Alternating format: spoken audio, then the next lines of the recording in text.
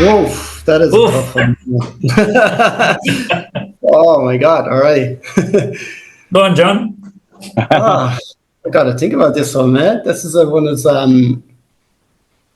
well, my favorite band anyway is Paradise Lost. Oh yeah, Draconian Time.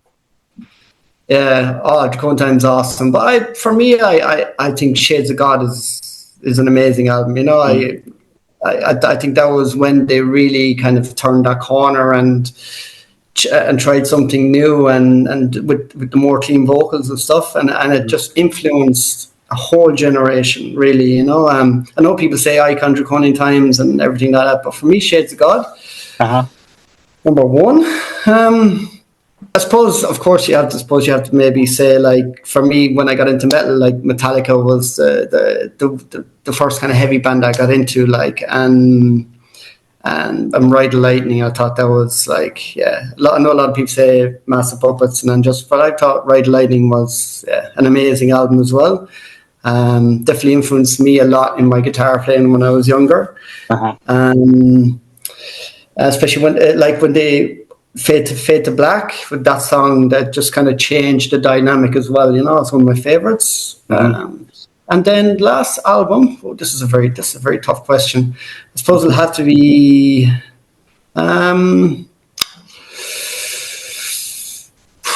something from Maiden anyway, the whole catalogue. I'm just trying to think of one, man, to be honest with you. It's hard to pick one, I guess, there. It's like Seventh Son of a Seventh Son. You know, that was just an amazing album. The production, everything just changing that as well. And it's a very hard question. But just out of this quick time frame, I just say those three albums, but I have multiple others. But of course. I'll give you that. Of course. And like I said, for me, basically trying to like get an entire album was impossible in my upbringing. I guess I'm gonna say, like, I think I was like 15, like when a friend of mine who I went to visit back in the Middle East, because I was born there, I went to visit, and you know, he gifted me a cassette of Linkin Park's Meteora, you know, right. And I've never heard of the band or anything at that point. And I said, "What is this?" And he was like, "Oh, dude, I think you would like this." You know, he just had this, you know, and I listened to it, and I immediately went and bought Hybrid Theory, and I think those two. I always think it as a thing together. Like, I think those two are really, really stellar albums. And Aventasias, the first two metal operas, like that was my introduction to power metal, and like that was a big trajectory for me in terms of my singing and vocal styles. And I also really, really like Avenged Sevenfold's City of Evil album with the Rev. And Sinister Gates and everyone, and but like John said, everyone has Metallica and Maiden, you know, and I'm just trying not to pick them, you know, because I feel like, you know, let's talk about other bands as well. Yeah, there's so many bands well. I am very fascinated by Rob Halford, and he's incredible. Like at his age, singing those notes, like people in their 20s can't do that. So if I was able to even just collaborate and sing with him on something, he definitely is one of them. Who else? And is this when you say collab, like is it like I do the vocal collabs and John does the guitar collabs, or like it can be anything? Anything. You just walk into a recording studio and they're there ready. These are all tough ones. It's hard when you say pick one or pick three. I know. You know? I would really love to work with Arian Van Lucassen. I'm a massive fan of that band, and what he does is incredible. I actually traveled to the Netherlands 2 years ago to actually witness them play live, and that was on my bucket list, and I'm hopefully going this year for the 30th anniversary as well. But yeah, that was incredible. And also just if I can like collaborate with Danny Carey from Tool, fuck, like the guy is he's possessed. He's one of the greats, I'd say.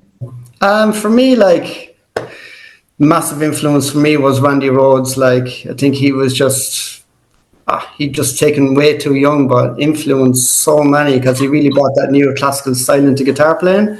And as a guitarist, like, for me, he's like one of the best, definitely. Like,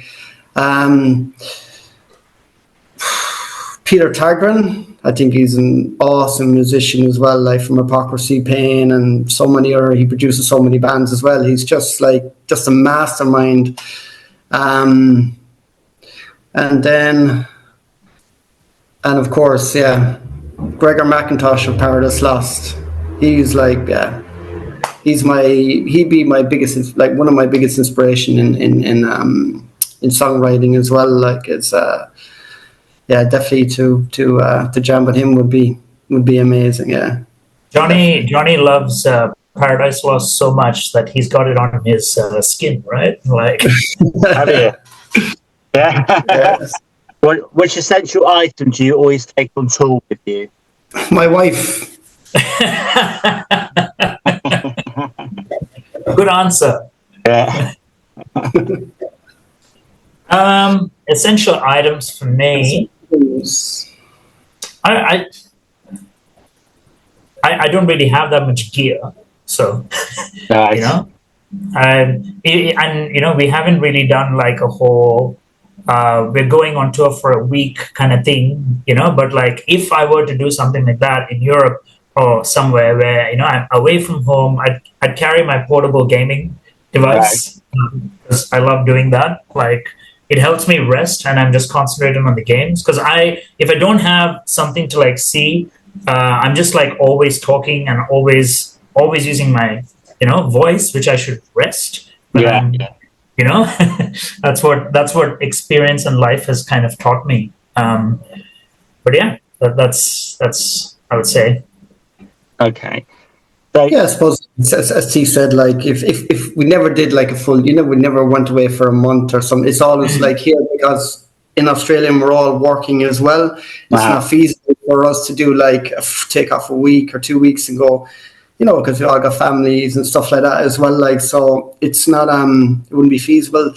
So that's why we have to like maybe do one gig one weekend and another gig another weekend, or maybe a bit in between. But if I had to do it like that, it would be my guitar, obviously, to constantly continue writing all the time or come up with ideas, because you're always on the road. You'll always have the guitar anyway, but maybe just acoustic guitar even to get away from the electric and just have something that you can carry around with you all the time, If there was a made-up song about your personality, what would it be called?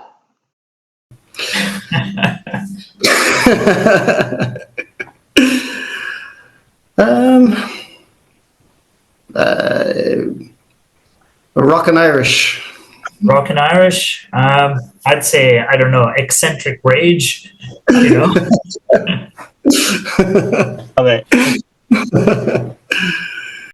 you prefer vinyl or digital? And is the album going to be released on vinyl? Asking that. We have it digital. We also have it on CD. Right. We don't have it on vinyl yet. Not yet. That is something I have been looking into, because I'm into collecting vinyl, and it would be awesome to have my own band vinyl. But it is quite an expensive process. And most bands in Australia who are actually signed, they're the ones who actually are able to bring the vinyl out. Right. It is a bit of a fair game, because what I've heard is there's not enough vinyl pressing places in Australia, and that's what drives up the cost as well. So we can get it done in Europe, but it's the shipping to Australia that's like a massive killer. So the only way to do it would be like, we get someone to do it there, and then we go to Europe and we bring back all the vinyl. Or move to Europe. As a band.